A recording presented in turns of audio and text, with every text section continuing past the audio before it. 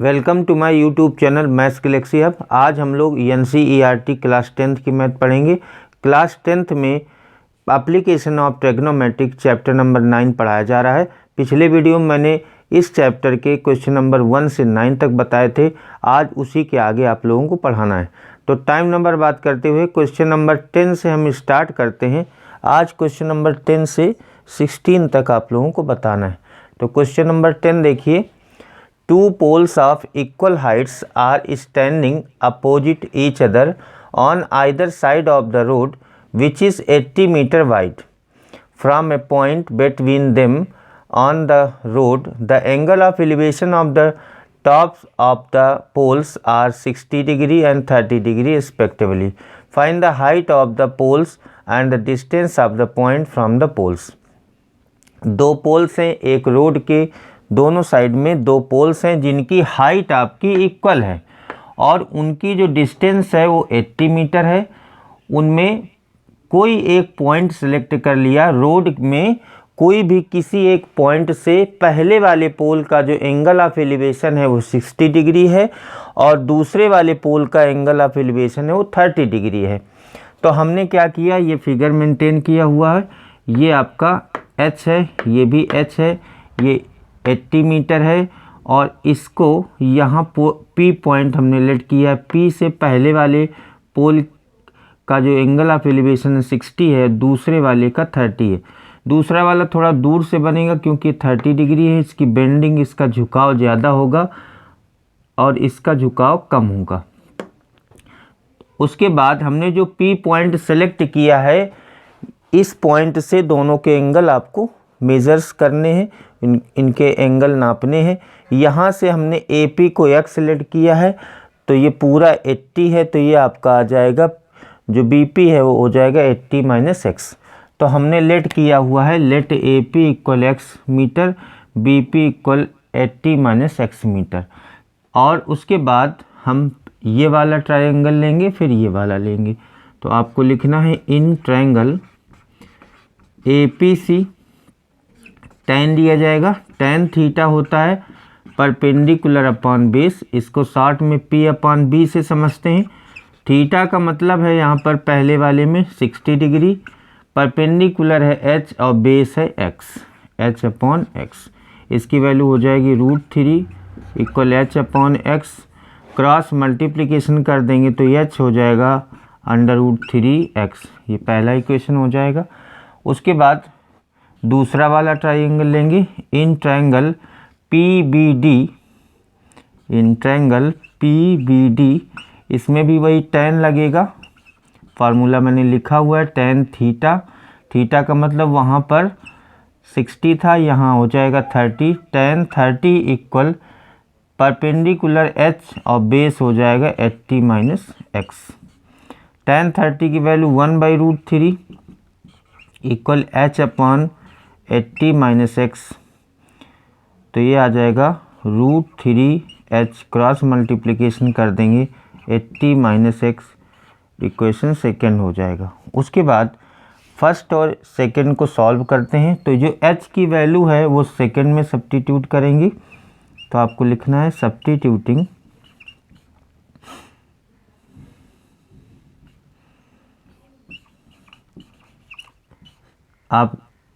आपको लिखना है substituting the value of H in equation second. Equation second में H की प्लेस पर रखेंगे √3x, तो √3 × √3x = 80 - X। तो हो जाएगा 3x = 80 - X। ये x इधर आ जाएगा, 4x = 80, देन x हो जाएगा आपका 20 मीटर। x की वैल्यू आ जाएगी 20 मीटर। तो जब आप इधर इस पॉइंट P की पोजीशन पूछी जा रही है तो पहले वाले पोल से 20 मीटर पर होगा, और अगर इधर वाले पोल से बतानी है तो 80 में 20 माइनस कर देंगे, 60 मीटर हो जाएगा। अब आपको हाइट फाइंड करनी है। तो हाइट के लिए क्या करना है, जो x की वैल्यू है उसको आप फर्स्ट में सब्स्टिट्यूट कर देंगे। सब्स्टिट्यूटिंग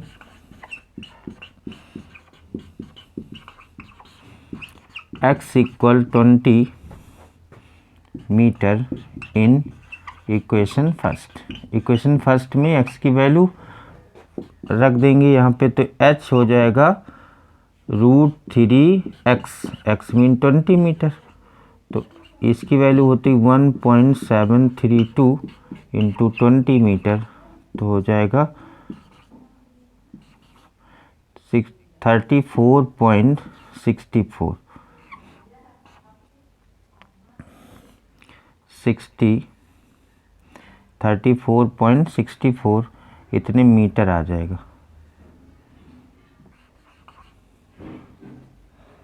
क्वेश्चन नंबर 11 देखिए, a TV tower stand vertically on the bank of a river from a point on the other bank directly opposite to the tower. The angle of elevation of the top of the tower is 60 from a point 20 meter away from this point on the same bank. The angle of elevation of the top of the tower is 30 degree. Find the height of the tower and the width of the river. एक जो river है उसके एक side में 2 point हैं और दूसरी side में जो है वो टावर है, एक टीवी टावर है। ये आपकी रिवर है, BC आपकी रिवर है, इसके एक साइड में आपका टावर है, टीवी टावर, ये AB आपका टीवी टावर है। दूसरी साइड में 2 पॉइंट हैं जहाँ से आपको 2 चीज़ें मेज़र करनी है। पहले आपका जो एंगल ऑफ एलिवेशन है वो 60 है और उससे 20 मीटर दूर जाने पर 20 metre away from this point, 20 metre दूर जाने से एंगल आपका कम होगा, तो ये 30 डिग्री हो जाता है। तो आपको रिवर की जो विड्थ है यानी जो रिवर की चौड़ाई है और जो टावर की हाइट है वो फाइंड करनी है। तो ये रिवर है आपकी, ये टावर की हाइट हमने h मान ली, रिवर की जो चौड़ाई है वो हमने x मान ली, ये 20 मीटर है, ये 20 मीटर है। 20 मीटर पीछे जाके पहला एंगल आपका 60 डिग्री है। नदी के दूसरे छोर से टावर का, टीवी टावर का जो एंगल ऑफ एलिवेशन है वो 60 डिग्री है, 20 मीटर दूर जाने से वो कम हो जाएगा, 30 डिग्री हो जाएगा। तो ये 20 मीटर दूर जाने पर 30 हो जाएगा। तो इन दोनों की हेल्प से आपको नदी की चौड़ाई और इसकी हाइट निकालनी। तो सबसे पहले आपको एज्यूम कर लेना है, let AB equal H and BC equal X metre, ये सब मीटर में है। उसके बाद इन ट्रायंगल, एक एक ट्रायंगल लेंगे, इन ट्रायंगल ABC, पहले ये वाला ट्रायंगल लेंगे तो tan थीटा हो जाएगा, tan थीटा का मतलब 60 H अपॉन X, tan 60 की value √3 equal H upon X, तो आप इसमें H इक्वल हो जाएगा √3x, इक्वेशन 1 हो जाएगा। उसके बाद हम पूरा ट्रायंगल ले लेंगे, इन ट्रायंगल ABD पूरा ले लेंगे, ये यहाँ से यहाँ तक, तो हो जाएगा tan 30 हो जाएगा, इक्वल हो जाएगा H upon X plus 20, X plus 20, ये पूरा बेस होगा, हाइट तो सेम रहेगी, बेस बदल जाएगा, पहले x था अब हो जाएगा x प्लस 20 हो जाएगा। इसकी वैल्यू हो जाएगी 1/√3 equal H upon X plus 20। इसका क्रॉस मल्टीप्लिकेशन करेंगे, यह आएगा आपका x प्लस 20 इक्वल √3h, ये आपका इक्वेशन सेकेंड आएगा। उसके बाद दोनों को सॉल्व करेंगे, यानी h की वैल्यू आप इसमें सेकेंड में रख देंगे। तो आपको लिखना है substituting value of h in second equation. h की वैल्यू आप सेकेंड इक्वेशन में रखेंगे। h की वैल्यू है क्या, h होता है √3x है यहाँ पर इसके लिए, तो हो जाएगा x प्लस 20 इक्वल √3 पहले से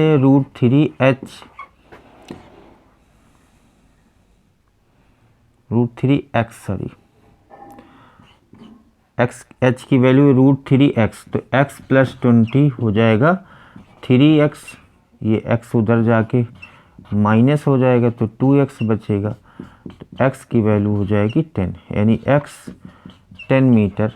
तो नदी की जो चौड़ाई है वो आपकी 10 मीटर हो जाएगी। अगर आपको हाइट फाइंड करना है तो x की वैल्यू फर्स्ट में रख देंगे, तो आपको लिखना है substituting value of x in first equation में रख देंगे, तो h हो जाएगा √3 इंटू 10, h हो जाएगा 10 इंटू √3 की वैल्यू 1.732, h हो जाएगा 17.32 मीटर।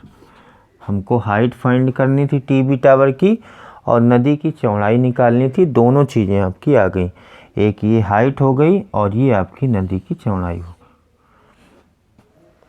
क्वेश्चन नंबर 12 देखिए, from the top of 7 metre high building the angle of elevation of the top of the cable tower is 60 and the angle of depression of its foot is 45 degree, determine the height of the tower. तो height of the tower आपको find करनी है, तो इसके लिए building की जो height है वो 7 मीटर लिखा हुआ है। From the top of 7 metre high building the angle of elevation of the top of the cable tower is 60, तो 7 मीटर हाई बिल्डिंग है ये, इससे एक टावर का एंगल ऑफ एलिवेशन है ये आपका 60 डिग्री। उसके बाद इसको हम, ये टावर है आपका केबल टावर और ये बिल्डिंग है, ये 7 मीटर है, ये भी 7 मीटर हो जाएगा। उसके बाद इसको हम डॉटेड करके इसको ज्वाइन कर देंगे, ये आपका पॉइंट E हो जाएगा। फिर आगे लिखा हुआ है इसके बिल्डिंग, ये जो बिल्डिंग है इसके टॉप से इसका एंगल ऑफ डिप्रेशन इसके फुट का 45 डिग्री है, यानी इसके टॉप से इसके फुट का जो एंगल ऑफ डिप्रेशन है वो 45 डिग्री है, तो ये 45 डिग्री होगा, तो ये भी आपका 45 डिग्री हो जाएगा।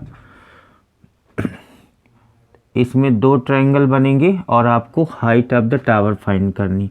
इसको DE को हम H लेट कर लेते हैं, तो और इसको हम X लेट कर लेते हैं, जितना ये होगा उतना AE भी होगा, ये भी X हो जाएगा। यहाँ पर let DE equal H metre में, ये सब मीटर में है। उसके बाद BC इक्वल AE, ये दोनों आपकी X मीटर हो जाएंगी।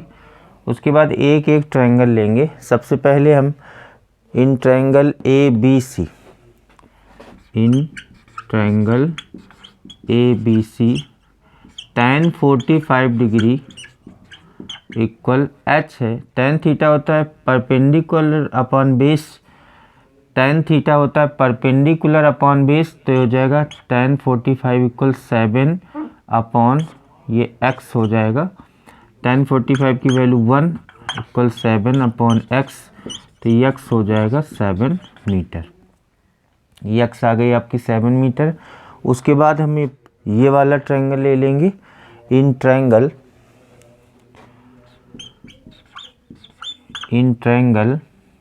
AED tan 60 आपका हो जाएगा H अपॉन x।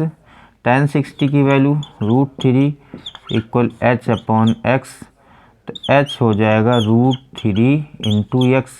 x की वैल्यू यहाँ पर हम रख देंगे, तो हो जाएगा √3 इंटू 7 मीटर, H हो जाएगा 7 √3 metre.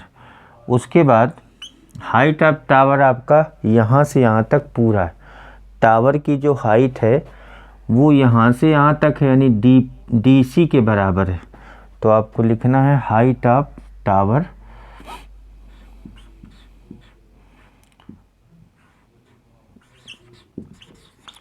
Height of cable tower ये है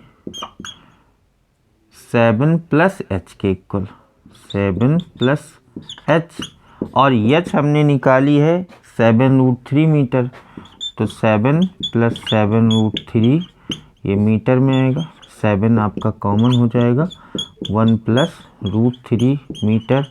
उसके बाद यहाँ पर चाहें तो वैल्यू रख सकते हैं 1.732, 7 × 2.732, इससे मल्टीप्लाई कर देंगे तो हो जाएगा 19124 मीटर, ये आएगा आपका अप्रॉक्स में। क्वेश्चन नंबर 13 देखिए, as observed from the top of 75 metre tall lighthouse the angle of depression of the two ships are 30 degree and 45 degree. If one ship is exactly behind the other on the same side of the lighthouse, find the distance between the two ships. इसमें क्या करना है, एक light house है जिसकी height है 75 metre और उससे दो शिप्स हैं जो एक ही साइड में हैं, एक के पीछे एक हैं, उनके एंगल ऑफ डिप्रेशंस 30 और 45 डिग्री, दोनों शिप्स के एंगल ऑफ डिप्रेशन यानी ऊपर से ऑब्जर्वेशन हो रहा है टावर के ऊपर से, तो एक का 30 है एंगल ऑफ डिप्रेशन और एक का है 45। तो यहाँ से देखिए 30 यहाँ से यहाँ तक होगा तो ये 30 होगा तो ये भी 30 हो जाएगा, वर्टिकली अपोजिट एंगल है। उसके बाद ये यहाँ से यहाँ तक 45 है तो दूसरे वाले का 45 हो जाएगा। ये दोनों एक के पीछे एक है, दोनों शिप सेम साइड में हैं और जस्ट आगे पीछे हैं, तो इनके एंगल हैं, एक का 30 है दूसरे का 45। उसके बाद इन दोनों की डिस्टेंस फाइंड करनी है, दोनों कितनी डिस्टेंस पर हैं, तो इस डिस्टेंस को हमने y लेट कर लिया है और यहाँ से टावर से जो पहले वाले शिप की जो डिस्टेंस है उसको हमने x लेट कर लिया है। तो यहाँ पे let AC = x metre and DC = y metre. आपको ये y फाइंड करना है कि दोनों कितनी डिस्टेंस पर हैं। Find the distance between the two ships. तो सबसे पहले कोई भी हम पहले ट्रायंगल ले लें, पहला वाला इन ट्रायंगल ABC, ये पहला वाला ले लेंगे। तो इसमें देखिए tan 45, tan थीटा होता है परपेंडिकुलर अपॉन बेस, तो 75 अपॉन बेस है आपका x, ये हो जाएगा 1 = 75 अपॉन x, तो x हो जाएगा 75 मीटर। उसके बाद दूसरा ट्रायंगल लेंगे, इन ट्रायंगल BAD, ये पूरा लेंगे तो इसमें हो जाएगा tan 30 होगा, tan 30 हो जाएगा 75 अपॉन ये बेस हो जाएगा x + y, इसकी वैल्यू होती है 1/√3, 75 upon x + y, then x + y = 75√3। तो यहाँ से y की वैल्यू आपको निकालनी है, तो y की वैल्यू हो जाएगी 75√3 माइनस x। अब ज़रा x की वैल्यू यहाँ से देख लेते हैं, y हो जाएगा 75√3 माइनस 75, तो y हो जाएगा 75 कॉमन √3 -1, और चाहें तो हम इसकी वैल्यू रख देंगे, y इक्वल हो जाएगा 75 × 1.732 -1, तो y = 75 × 0.732 और अप्लाई कर देंगे तो y आ जाएगा 54.9 मीटर अप्रॉक्स, y की वैल्यू आ जाएगी।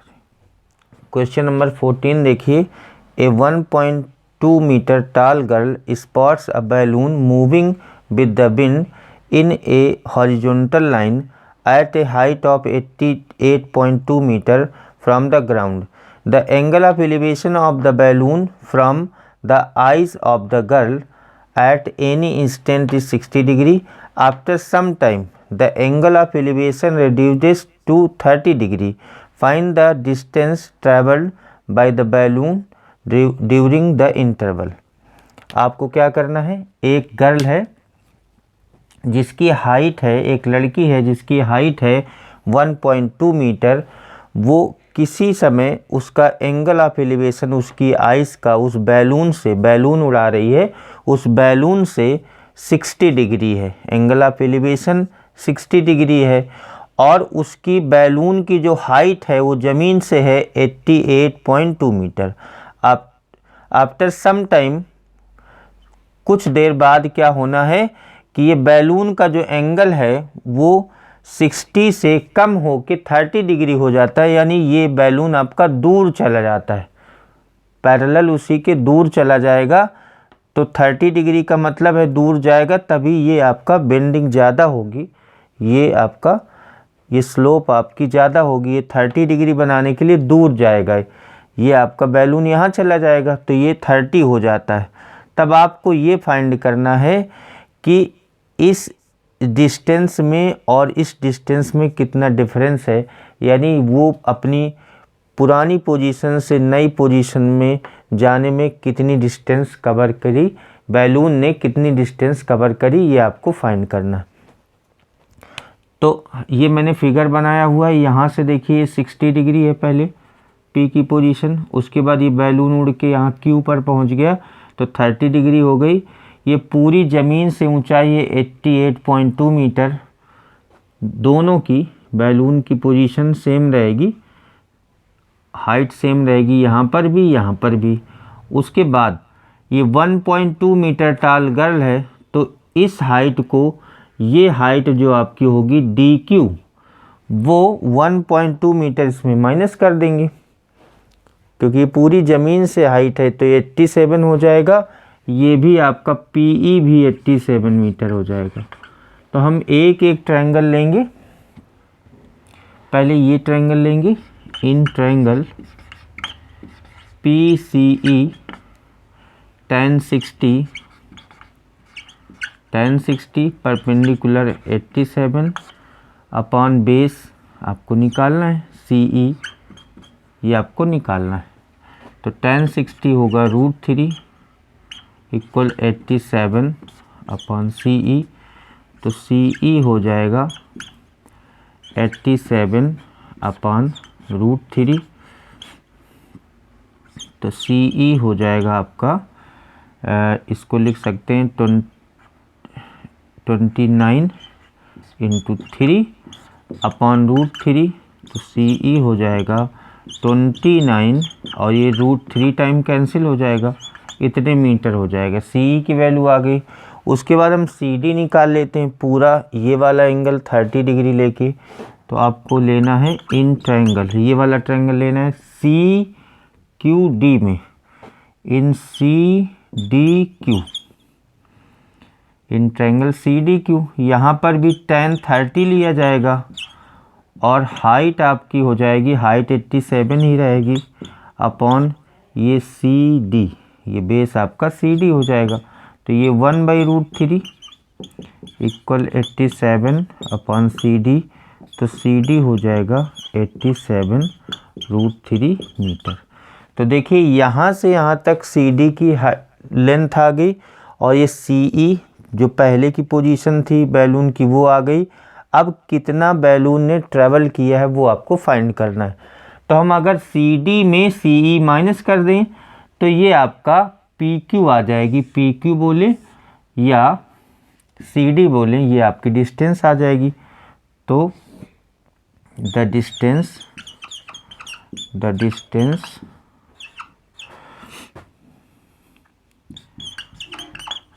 ट्रैवल्ड बाय द बैलून, ये आपका PQ कहें या ED बोलें, PQ या ED, PQ कहें या ED कहें, दोनों का मतलब एक ही है, यही आपको डिस्टेंस फाइंड करनी है। ED अगर आपको निकालना है तो CD में CE माइनस कर देंगे। CD हमने देखिए कितना निकाला है 87√3 मीटर माइनस CE निकला है 29√3 मीटर में, तो ये आपका आ जाएगा, ये 8 आ जाएगा, 58√3 मीटर आ जाएगा। PQ या CD की वैल्यू आ जाएगी 58√3। ये डिस्टेंस आपको निकालनी थी। क्वेश्चन नंबर 15 देखिए, a straight highway leads to the foot of the tower, a man standing at the top of the tower observe a car at a angle of depression of 30 degree.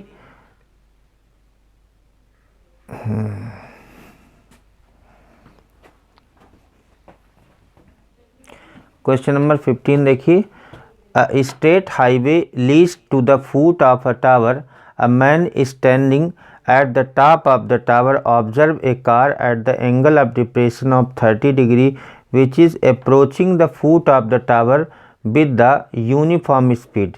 6 minutes later the angle of depression of the car is found to be 60 degree. Find the time taken by the car to reach the foot of the tower. एक car है जो tower की तरफ जा रही है, उसका tower के टॉप से एक कार का एंगल ऑफ डिप्रेशन 30 डिग्री है। किसी समय उसका एंगल ऑफ डिप्रेशन 30 डिग्री है, तो अगर ये 30 होगा तो ये भी 30 होगा। 6 मिनट आफ्टर 6 मिनट 6 मिनट बाद क्या होता है, ऊपर से ऑब्जर्व करने पर एंगल ऑफ डिप्रेशन 30 से 60 हो जाता है, क्योंकि टावर की तरफ जा रही है तो एंगल भी बढ़ना है। तो आपको ये बताना है कि टावर तक पहुंचने में कार को और कितना टाइम लगना है। यहाँ से यहाँ तक तो 6 मिनट लगता है, अब इसको AD को कवर करने में कितना टाइम लगेगा वो आपको फाइंड करना है। तो मैंने यहाँ पर समय नहीं लिखा क्योंकि समय का कोई मतलब नहीं, यहाँ तो हमने डिस्टेंस लेट करी है। इस डिस्टेंस को y लेट कर लिया है, इसको x लेट कर लिया है, और हाइट को, टावर की हाइट को h लेट कर लिया है।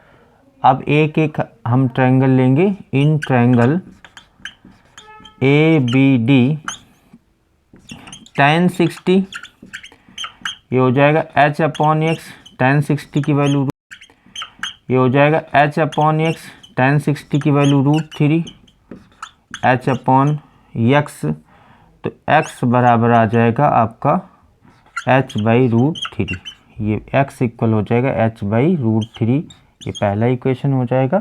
उसके बाद दूसरा ट्रायंगल लेंगे। इन ट्रायंगल ABC पूरा ले लेंगे, tan 30 डिग्री, ये हो जाएगा h/x प्लस y।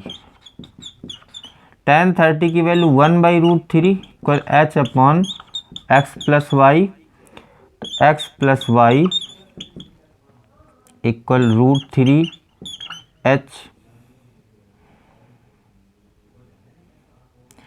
h की वैल्यू यहाँ से x प्लस वाई, ये आपका इक्वेशन सेकेंड हो जाएगा। h की वैल्यू यहाँ से हम फाइंड कर लेंगे। h की वैल्यू अगर फाइंड करेंगे तो आ जाएगा √3x। √3x हम h की प्लेस पर रख देंगे, √3x, x प्लस वाई हो जाएगा 3x, तो यहाँ से आ जाएगा y equal 3x minus x, y equal हो जाएगा 2x, तो x इक्वल हो जाएगा y/2। अब आपको ये देखना है कि जो y है वो x की डबल है, तो अगर इतना y कवर करने में 6 मिनट लगता है तो x को कवर करने में उसका हाफ टाइम लगना है। तो आपको ये लिखना है time taken to reach the tower equal 6 minute upon 2 equal हो जाएगा 3 मिनट। क्वेश्चन नंबर 16 देखिए, the angle of elevation of the top of the tower from 2 points at a distance of 4 metre and 9 meter from the base of the tower and in the same straight line with it are complementary. Prove that the height of the tower is 6 metre.